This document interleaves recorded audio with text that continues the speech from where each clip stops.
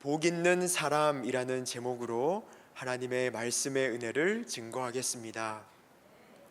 어제 이제 저녁 식사하는데 저희 아들 5살 하준이도 다니엘 선교원을 다니고 있는데 갑자기 이렇게 식사를 하다가 성경을 펴더니 성경 어디 피는지도 모를 텐데 이제 암기하던 갑자기 이사야 43장하고 외우는데 굉장히 위기의식을 느꼈습니다.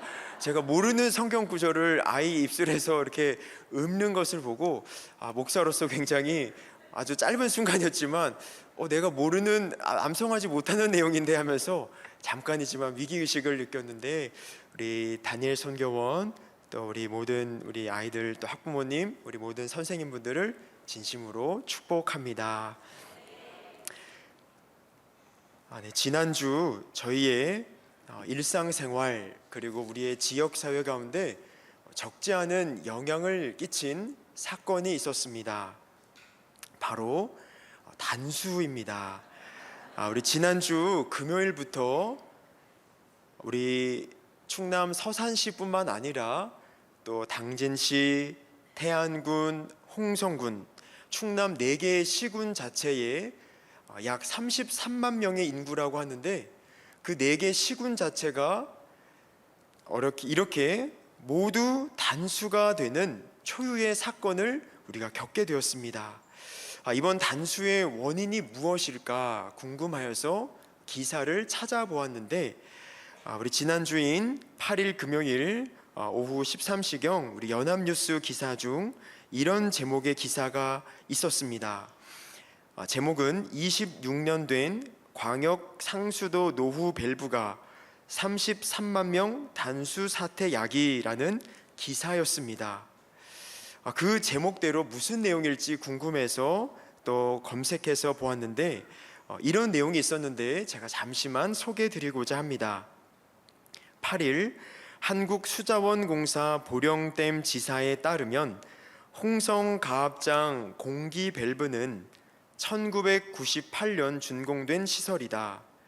직경 40cm인 광역 수도관에 설치된 밸브로 4개 지자체에 제공하는 하루 18만 7천 톤의 수돗물 공급을 조절해 왔다. 수자원 공사는 현재 195km 구간의 보령댐 노후 광역 상수도를 교체하는 사업을 추진하고 있다. 한꺼번에 추진하지 못하다 보니 구간별 우선순위를 정하는데 2022년 관노후 상태 평가 및 올해 정밀 안전진단 등을 통해 사고가 난 홍성가압장 시설은 순서가 뒤로 밀렸다. 공사와 시군 관계자 등은 현재 고장난 밸브를 교체하는 작업을 진행하고 있다라는 내용이었습니다. 우리 일상 가운데 때로는 불편함 또는 어떤 경제적인 손해 등 어떤 우리 일상을 다소 바꾼 이번 단수의 원인이 그저 직경 40cm의 그 밸브 문제로 인하여서 야기되었다는 것이었습니다. 직경 40cm의 그 밸브, 어떻게 보면 그 작은 것 하나로 인하여서 서산, 당진, 태안, 홍성 전체가 이 33만 명 인구가 영향을 받았다는 것을 놓고서 다소 놀라웠습니다. 때로는 다소 안타깝기도 하였습니다. 이번 주 저는 오늘 시편 1편의 본문을 묵상하는 가운데 이 본문의 의미와 이번 단수가 연결되었습니다. 왜냐하면 오늘 본문 시편 1편 3절을 보면 우리를 인간을 나무로 비유하고 있고 나무에게 있어서 어떻게 보면 우리에게 있어서 그 물의 의미보다 더 중요한 그 나무의 생명력과 형통을 결정하는 물, 시냇가의 요소가 있다는 것을 말씀하고 있고 그 물이 도대체 무엇인지 오늘 본문에서 말씀하고 있기 때문입니다. 마치 그 직경 40cm의 밸브처럼 우리의 삶의 생명력과 또 승리와 기쁨을 아주 작아 보이지만 그것이 우리의 모든 것을 결정하는 요소가 있는데, 오늘 본문은 그것이, 즉 우리의 그 밸브가 무엇인지, 그리고 그것을 실제적으로 어떻게 적용할 수 있는지 오늘 본문에서 그 은혜를 나누고자 합니다. 두 가지를 통해서 나누고자 합니다. 첫 번째로, 우리의 그 첫 번째 밸브는 무엇일까? 다른 표현으로 말씀드리자면, 오늘 설교의 제목을 따라 말씀드리자면, 그렇다면 어떻게 저희가 하나님께서 주시는 그 복을 누리는 인생으로 나아갈 수 있을까? 복 있는 사람으로 어떻게 살아갈 수 있는 것일지 오늘 본문에서 그 첫 번째를 보고자 합니다. 그것은 바로 죄와 관계입니다. 죄를 철저히 끊어내는 것입니다. 청교도 신학자 존 오웬의 표현을 빌려서 말씀드리자면, 내 안팎의 죄를 얼마만큼 죽이는가 따라 나의 그 복, 나의 생명력 등 모든 것이 결정된다는 것입니다. 오늘 본문 시편 1편 1절을 같이 한번 다시 읽어보겠습니다. 복 있는 사람은 악인들의 꾀를 따르지 아니하며 서지 아니하며 오만한 자들의 자리에 앉지 아니하고. 아멘. 잠시 화면을 고정해 주시면, 오늘 본문 1절은 죄를 설명하고 있습니다. 복 있는 사람은 죄와 어떠한 관계를 지니는지, 즉 죄를 얼마나 철저히 끊어내는 것인지 말씀하고 있는데, 죄의 세 가지 단계를 설명합니다. 먼저는, 첫 번째는 악인들의 꾀를 따르는 단계입니다. 죄는 우리로 하여금 그 죄의 길로 들어오라고 우리의 마음과 생각 가운데 속삭이고 손짓하곤 합니다.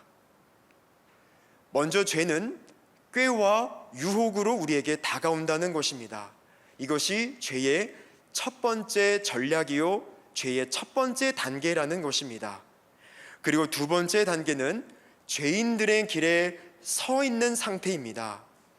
우리 성도분들께서도 일상을 살아가시다가 길을 거니시다가 최근 또 어떤 단풍이 든 것을 보시거나 이처럼 우리의 마음의 시선을 끄는 것을 보게 되셨을 때, 듣게 되셨을 때, 경험하게 되셨을 때 우리도 모르게 그 자리에 서게 됩니다. 이처럼 오늘 본문 1절에서 죄인들의 길에 서 있다는 것은 어떤 의미입니까? 앞선 첫 번째 단계인 죄의 꾀, 그 죄의 유혹의 시선을 받아들였고 그 죄의 길로 본격적으로 나아가고 있는 진행 상태를 의미하는 것입니다. 이것이 죄의 두 번째 전략이요, 그 죄의 두 번째 단계인 것입니다. 마지막으로 세 번째 단계는 오만한 자들의 자리에 앉아버린 상태입니다. 이제는 그 두 번째 단계를 넘어서서 그 죄의 자리 가운데 내 영혼이 아예 눌러 앉아버린 상태입니다.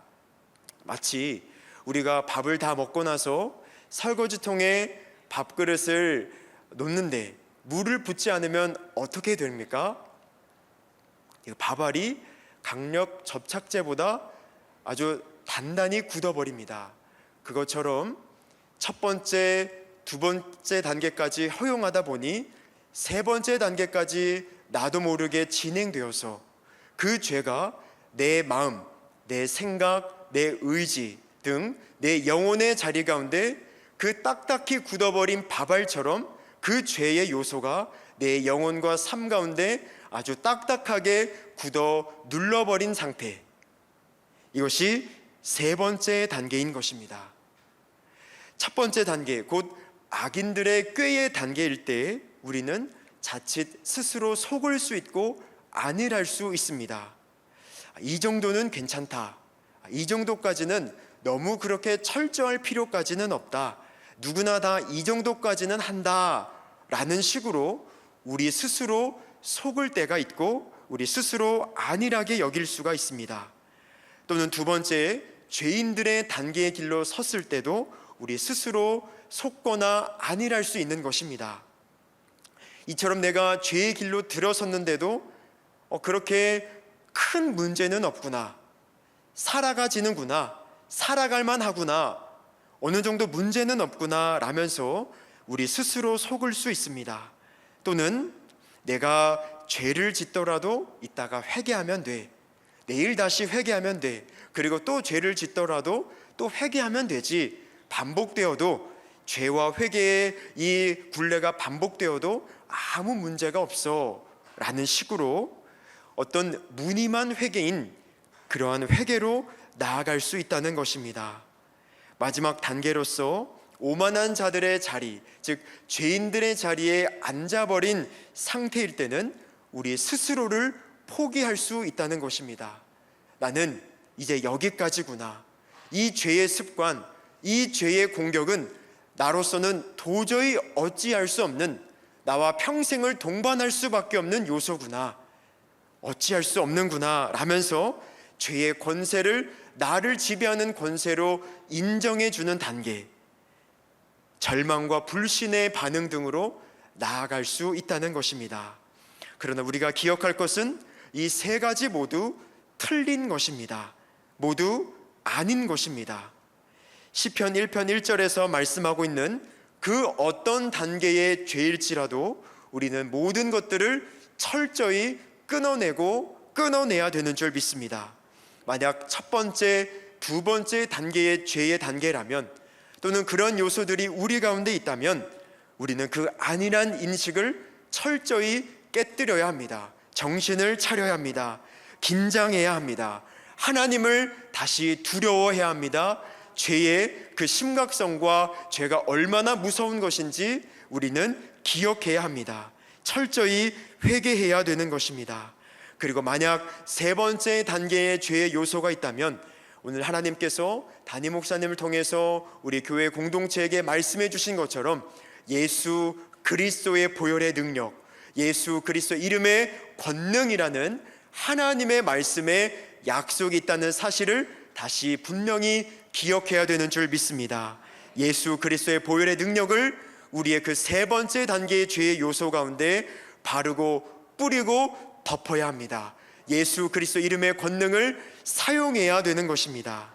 오늘 본문을 또 준비하고 묵상하면서 작년 이맘때쯤 제가 담임 목사님께 또 성장반 수업을 또 배우고 또 나아가게 되었는데, 그때 일과에서 구원의 견고함이라는 그 일과에서 죄를 처리하는 방법을 가르쳐 주신 것이 또 오늘 설교를 준비하면서 떠오르게 되었습니다. 죄를 처리하는 방법 5단계인데 첫 번째는 죄를 시인하라라는 것입니다. 하나님 앞에서 내가 죄인이라는 나의 존재의 연약함, 나의 존재의 한계를 시인하는 것이고, 또 내가 구체적으로 어떠한 죄를 지었는지 솔직히 겸손히 고백하고 시인하는 것입니다. 그리고 두 번째 단계는 나의 그 죄의 문제, 또 나의 존재의 한계의 문제를 가지고 예수 그리스도의 십자가 앞으로 나아가라는 것입니다. 그리고 그 십자가 아래서 하나님의 용서의 은혜를 간절히 구하고 하나님께서 이런 나를 불쌍히 여겨주시도록 구하라는 것입니다. 세 번째로 그 죄를 단호하게 버리라는 것입니다. 나의 그 죄를 불러일으키는, 야기시키는 내 안과 밖의 어떤 환경과 여건, 그러한 어떤 조건들이 있다면 그것을 냉혹하게 끊어내고 처리하는 것입니다. 네 번째는 대적 기도입니다. 대부분 우리의 죄는 나의 약점일 경우가 많습니다. 나의 약점, 나의 죄의 그 제목들을 향하여서 예수 그리스도의 이름으로 명령하고 끊고 선포하라는 것입니다. 대적하라는 것입니다. 마지막으로는 성령 충만의 은혜를 구하는 것입니다. 성령 하나님, 나를 불쌍히 여겨주세요. 나를 도와주세요. 성령 하나님, 나에게 임재하여 주옵소서, 기름 부어 주시옵소서 라고 간절히 진심으로 성령 충만의 은혜를 간구하라는 것입니다.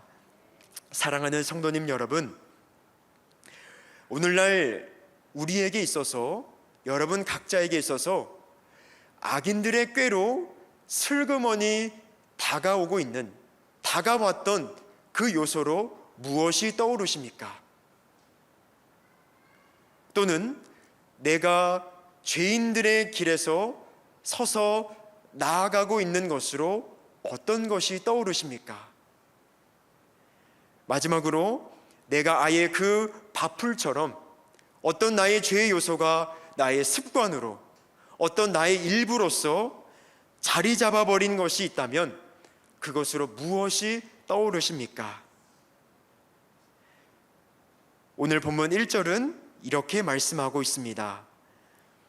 바로 복 있는 사람은 악인들의 꾀를 따르지 아니하며 죄인들의 길에 서지 아니하며 오만한 자들의 자리에 앉지 아니하고, 이것이 마치 3절에서 나무의 첫 번째 시냇가의 요소였던 것처럼 우리의 첫 번째 밸브는 바로 죄를 끊어내는 것이라고 분명히 말씀하고 있는 줄 믿습니다. 이어서 마지막 두 번째로서 우리의 그 두 번째 밸브는 무엇이라고 말씀하고 있습니까? 마지막으로 어떻게 하나님께서 주시는 그 복된 삶으로 우리가 나아갈 수 있는 것입니까? 그것은 바로 하나님의 말씀과 친밀한 관계라고 오늘 성경에서 말씀하고 있습니다. 하나님의 말씀을 묵상하라고 말씀합니다. 오늘 본문 2절을 함께 봉독하겠습니다. 오직 여호와의 율법을 즐거워하여 주야로 묵상하는도다. 아멘. 오늘 본문 1편 2절을 구약성경 원문 그대로 번역하면 이러합니다. 그의 기쁨이 여호와의 말씀 안에 있는 자, 그는 여호와의 말씀을 주야로 계속해서 묵상하고 있다. 다시 말씀드리면 그의 기쁨이 여호와의 말씀 안에 있는 자, 그는 여호와의 말씀을 주야로 계속해서 묵상하고 있다 라고 번역됩니다. 다시 표현하자면 그 사람의 기쁨의 근원이 하나님의 말씀인 자, 하나님의 말씀이 나의 기쁨인 사람, 그 사람이 바로 그 하나님의 복을 누리는 인생이라고 오늘 성경에서 분명히 말씀하고 있습니다. 그렇다면 어떻게 그 하나님의 말씀이 나의 기쁨이 될 수 있는 것입니까? 하나님의 말씀이 어떻게 기쁨이 될 수 있을까요? 그 원리를 바로 이어서 2절 후반절에서 말씀하고 있는데, 보시면 그의 율법을 주야로 묵상하는도다 라고 말씀하고 있습니다. 묵상할 때 바로 하나님의 말씀이 우리의 기쁨이 된다고, 그 기쁨의 비결과 원리를 말씀해 주고 계십니다. 예전 제가 군종 목사였을 때 우리 군인교회 형제들을 보면 저는 매주 거의 새가족분들을 대상으로 설교하는 느낌이었습니다. 왜냐하면 통계도 그러한데 우리 군인교회로 오는 형제들 중 거의 7, 80%는 요즘은 교회를 처음 나온 형제, 또는 사회에서 교회를 드문드문 나갔던 형제, 만약 한 50명이라면 한 5명에서 10명인 형제가 우리 청년부 형제들과 같은 형제들이고, 나머지는 정말 우리 새가족으로 여길 수 있는 형제들입니다. 분위기가 그렇습니다. 그 형제들에게 어떻게 이 하나님의 말씀을 전할 수 있을까 굉장히 고민하고 고심하곤 하였는데, 그렇게 기도하고 고민하는 중 그래, 다른 일반 우리 사회교회의 고등부 예배 설교를 유튜브를 통해서 한번 보면 좋겠다라는 생각이 들었습니다. 왜냐하면 중등부는 조금 수준이 낮을 것 같고, 청년부를 하자니 우리 교회 청년부 수준처럼 좀 수준이 높을 것 같아서 조금 비슷한 연령대요 수준이라고 볼 수 있는 고등부 예배 다른 교회 설교를 보면 참 많이 배울 수 있겠다라는 생각이 들었습니다. 그래서 저는 당시 분당 우리 교회의 고등부 예배 설교를 복원하였는데, 깊이 연구한 것은 아니고 가볍게 어떤 분위기로 어떤 흐름으로 설교하시는지 참고차 이렇게 보게 되었습니다. 그때 그 목사님께서 하나님의 말씀과 관련되어서 이렇게 설교하시는 가운데 이런 내용이 있었습니다. 이제 고등부 형제 자매들을 대상으로 이렇게 설교하시는 건데 제가 다 살릴 수는 없고 내용만 들으시면 되겠습니다. 제가 그렇게 재미는 없기 때문에 내용을 그렇게 전하셨구나 이해하시면 될 텐데, 여러분 성경 재밌습니까? 네, 솔직히 재미없죠? 정말 따분하고 지루하죠? 이게 어떻게 우리 기쁨이 될 수 있을까요? 진짜 재미가 없는데. 그런데 진짜 신기한 게 있습니다. 성경 하나님의 말씀은 정말 신기한 것이, 우리가 웹툰을 보는 것처럼 하나님의 말씀을 그냥 이렇게 넘기고 그냥 겉으로 대충 보면 진짜 말 그대로 정말 재미가 없습니다. 정말 따분합니다. 지루합니다. 그런데 진짜 중요한 것은, 놀라운 것은, 성경이 신기한 것은, 여러분이 성경과 진솔이 마주하면, 성경을 가지고 여러분의 생각과 마음으로 씨름하기 시작하면, 성경과 깊이 마주대하면 분위기는 달라집니다. 성경은 그 안에서 진리가 주는 알 수 없는 그 기쁨, 세상이 줄 수 없는 그 묘미와 그 잔잔한 기쁨을 맛보게 되는 것입니다 라는 내용이 있었습니다. 굉장히 재밌으면서도 공감도 되고 또 정말 맞구나 라는 그런 말이 되는 그런 내용이었던 것입니다. 그렇습니다. 우리 2절에서 묵상이라는 단어가 있는데, 이것을 우리 구약성경 원문으로 보면 하가라는 단어입니다. 이 하가는 구약성경의 용례를 보면 비둘기가 우리는 구구구구 한다라고 표현하는데 이스라엘은 하가하가하가라고 표현합니다. 비둘기가 우는 것을 묘사할 때, 또는 사자가 으르렁거리는 것을 묘사할 때 이 하가라는 단어가 쓰입니다. 그런 의미의 흐름 가운데서 이 하가의 또 다른 의미로서 우리 가지고 계신 성경의 각주를 보면 1번 반괄호 각주로 작은 소리로 읊조리다 라고 쓰여 있는 성경을 가지고 계신 분이 계실 것입니다. 작은 소리로 읊조리다, 이것이 진짜 의미입니다. 이처럼 우리가 묵상이라고 하면 어떤 음소거의 무음의 잔잔한 아무 소리가 없는 묵상의 그림을 떠오르는데, 그게 진짜 의미가 아니라 진짜 성경 원문의 의미는 작은 소리로 읊조리라는 것입니다. 매우 적극적인 의미요 동적인 의미를 지니고 있습니다. 어떤 의미인 것입니까? 바로 하나님의 말씀을 가지고 그 의미가 무엇이었는지 기억하면서, 때로는 우리 금요일 예배 때 담임 목사님께서 말씀해 주신 것처럼 성령님께 여쭈어 보면서, 성령님 이게 무슨 뜻일까요? 성령님 이 의미를 어떻게 알 수 있을까요? 등등 성령님께 여쭈어 보는 그 씨름 가운데서 하나님의 말씀을 암송하고 내 마음 가운데 새기고 나아가는 것입니다. 하나님의 말씀과 깊이 있게 마주하는 것입니다. 그럴 때 그 하나님의 말씀이 정말 내 잔잔한 기쁨이 되는 것을 경험하게 되는 것입니다.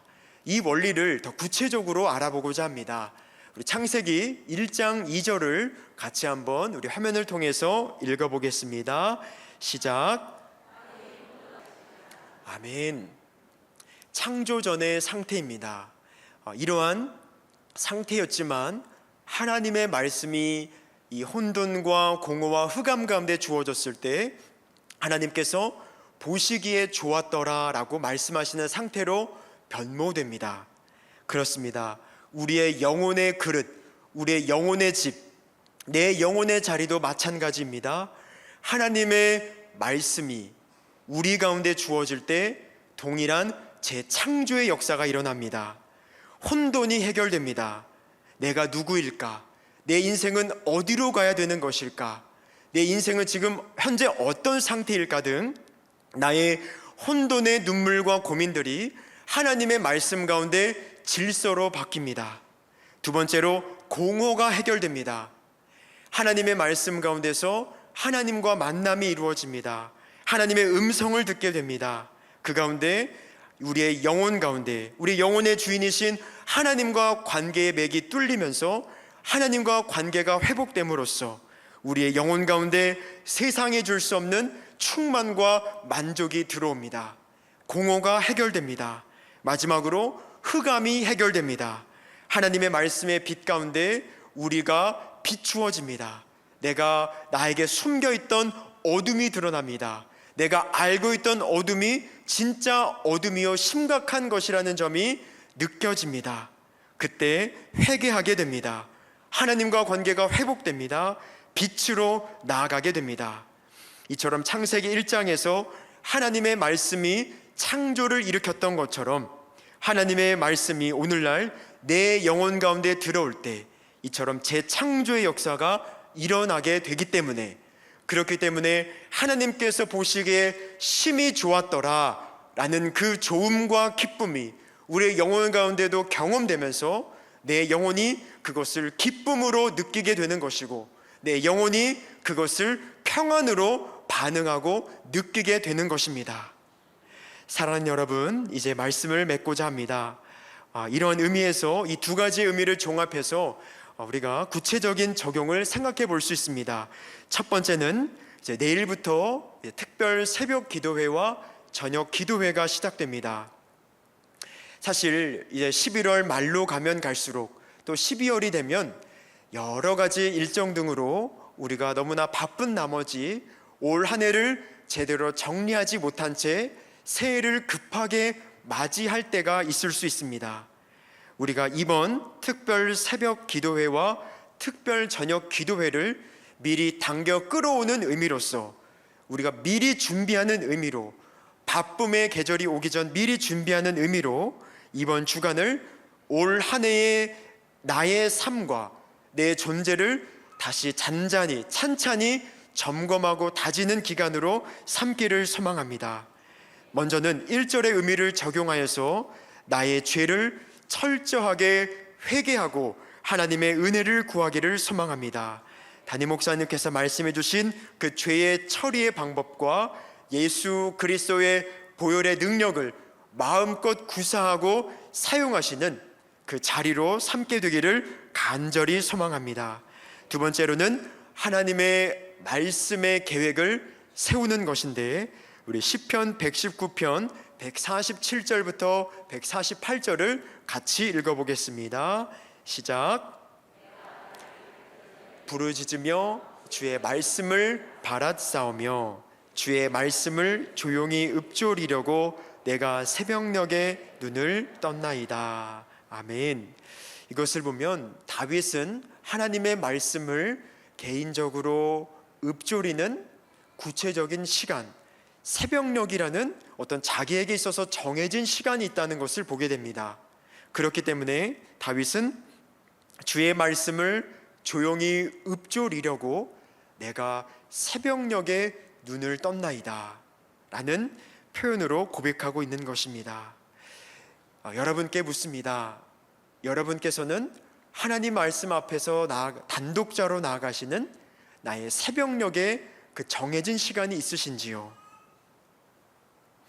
저 또한 여러 가지를 핑계로 저의 이 새벽녘 하나님 말씀 앞에서는 단독자의 그 시간이 많이 무너졌구나라는 것을 다시금 반성하고 돌아보게 됩니다.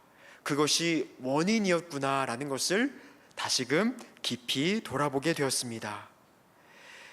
사랑하는 성도님 여러분, 오늘 본문은 우리의 그 생명력을 결정하는 우리의 또 다른 그 밸브 두 가지를 소개하고 있습니다. 작지만 큰 영향을 미치는 그것 두 가지인데, 하나는 죄의 문제, 그 죄를 얼마만큼 위중하게 여기고 끊어내고 있었는가. 두 번째는 하나님의 말씀을 얼마나 갈망하는 자인가. 그 두 가지가 마치 나무에게 있어서 3절에서 나무에게 있어서 그 시냇가, 그 물의 밸브였던 것처럼 우리에게 있어서 그 두 가지 밸브가 바로 1절과 2절에 그 두 가지라는 사실을 분명히 말씀하고 계십니다. 이처럼 죄를 향한 철저한 회개, 그리고 그 철이 하나님의 말씀의 은혜를 향한 갈망, 이 영적인 원리를 엄중히 기억하시면서 나아가시는 저와 여러분 다 되시기를 예수 그리스도의 이름으로 간절히 축원을 드립니다.